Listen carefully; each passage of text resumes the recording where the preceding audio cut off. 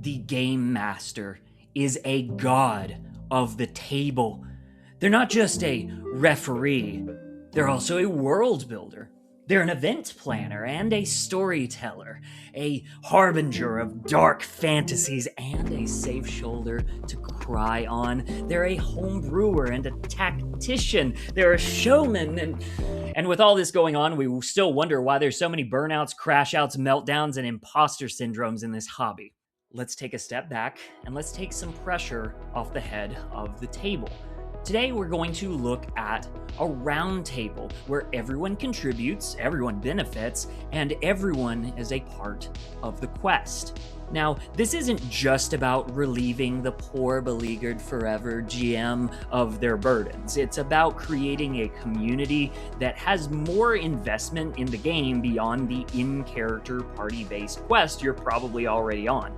Plus, if you've ever encountered a megalomaniacal nightmare dungeon master, this will take some of their godly might away so that they can't get biblical on things in one night. So, let's look at the chairs around our round table. The host is going to prepare the physical space and communicate the schedule. This is already taking a huge weight off the GM's shoulders.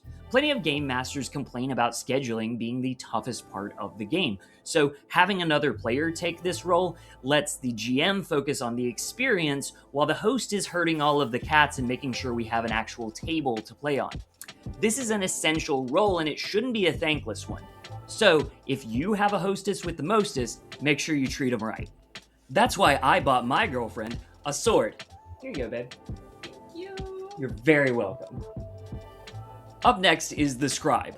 Now, while every player should probably be proficient at taking session notes for what their character is up to, the scribe is going to take an expertise in this skill so that they can keep a more neutral, kind of journalistic perspective over everything and give us a recap for next time. They will also keep a roster of all the NPCs so someone can remind us in the moment exactly which bisexual bandit the GM is trying to voice right now. This role becomes especially crucial when a player misses a session. Now, instead of the GM being the one to try to catch them up while sorting out what information the PCs know and what the big picture is, the scribe can step in to offer a peer perspective. Now, if you're in a bigger campaign, it's going to feel like too much of a task to just have one player keep track of every person, place, and magical thing the party crosses paths with. That's why we're adding on the navigator chair.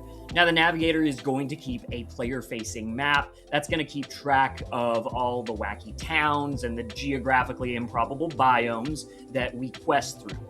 Speaking of quests, it can be difficult for the GM to always be the one nudging the party in a certain direction and not feel like a dad saying that this family vacation is going great. It's fine. We'll get to the bottom of the mega dungeon and then you'll see all this was worth it. The navigator is going to keep a quest log and nudge the players back towards the main quest when they're spending too much time becoming Thane of every keep. Or, just as necessary, let the GM know when it's time to take a break from saving the world and reliving their traumatic backstories. Every now and then, you need a beach episode. Speaking of a beach episode, we're going to assign somebody the role of the lifeguard. Now, what this means is while the game master is running you through their barely disguised torture dungeon or their barely disguised torture dungeon. We are but 80 young blondes and brunettes, all between 16 and 19 and a half, cut off in this castle with no one to protect us. The lifeguard can keep an eye out for anybody drowning in the scene. This is crucial because while you might think the game master has the best point of view for this role from behind the screen, we also have to acknowledge that they are at the greatest risk to create scenes that cross the line, whether intentionally or not. So assigning someone else to manage the safety tools and signal the GM when they're going too far puts some nice checks and balances on the GM's power. Keep in mind that creating a safe space for whatever fantasy scenarios you're into is the responsibility of everyone taking part in those scenarios. Just like every other role on the list, the lifeguard is just the one making it a higher priority so that everyone else gets to relax a little more and enjoy the game a little more. Back to some familiar territory, the last big role I want to talk about is the treasurer. Now, you probably already have somebody in your party who's keeping track of exactly how many dead NPCs are in your bag of holding, but we're going to expand that role to above the table. Your group might have a shared pool of rule books, maps, and minis, or even game store table fees, and our treasurer is going to keep the stash and send everyone Venmo reminders. This could also extend to a significant portion of your game expenses that many groups don't consider, and that is your snack budget. Recently, I was wondering if I should buy more snacks or more drinks for a game night, so I messaged the group asking what we needed, and the person in the treasurer role responded that we have 6 beers and 7 half-full bottles of liquor, but no actual snacks to speak of, which is good because I was going to offer a date with the Green Fairy. Thanks to our treasurer, I was able to bring some cookies instead. And that brings us to our bonus chairs. Maybe instead of the communal minibar that my band of misfits has, you want to assign a single snack czar that's responsible for bringing the beer and pretzels. Cool, go for it. Consider rotating this role each week. If your game uses a Discord or World Anvil or a dozen barely organized Google Docs to keep track of lore and memes between sessions, try having a designated webmaster.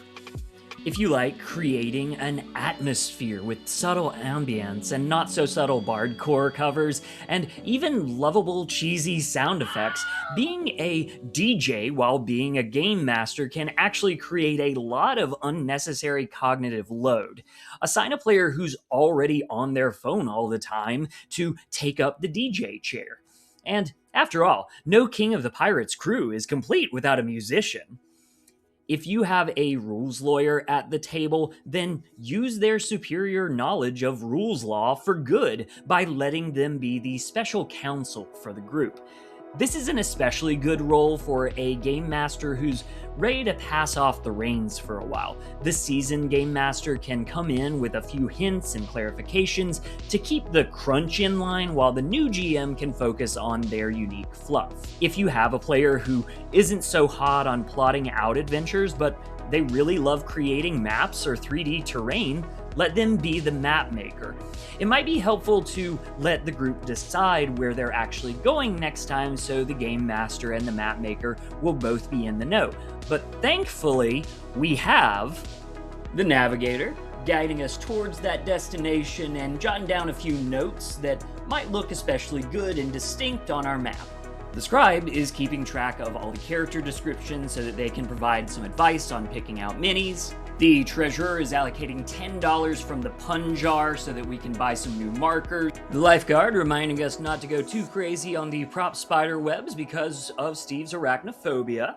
And the host sending a private message to the map maker so that they can arrive 30 minutes early and help out with setup so that when the other players and the GM arrive, everyone gets a nice surprise.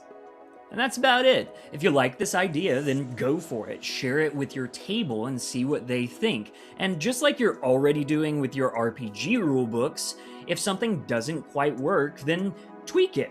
Add a little homebrew. Adapt to your group size and pick and choose the chairs that make the most sense for your table.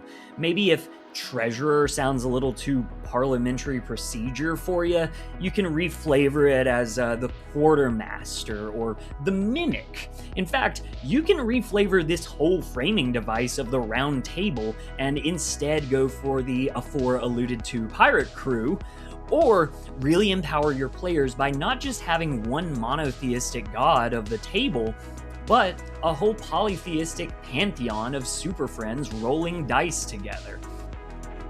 Thank you so much for checking this out. I'm going to keep forging ahead with my roundtable games, and I'll let you know how they go on the channel. If you need any extra guidance, take your bonus action and hit me up in the comments. And now that you cast True Sight, you have the advantage you need to take your next step forward.